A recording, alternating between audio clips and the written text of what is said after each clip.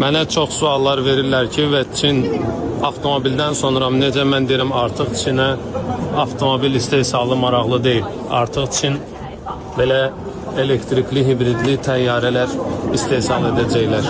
Hibrid 6 nəfərlik 600 kilometr məsafə qət edə bilən təyyarə. Yəni bu artıq Çin bu mərhələdədir.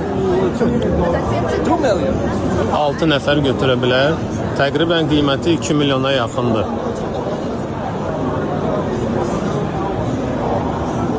Xpeng şirkəti 2027-ci ildə artıq bu hava nəqliyyat vasitələrinin istehsalından başlayacağını təsdiq etdi. Bu da ikinci stenddir. Tam elektrikdə hava nəqliyyat vasitəsini təqdim edir Katıl şirkəti.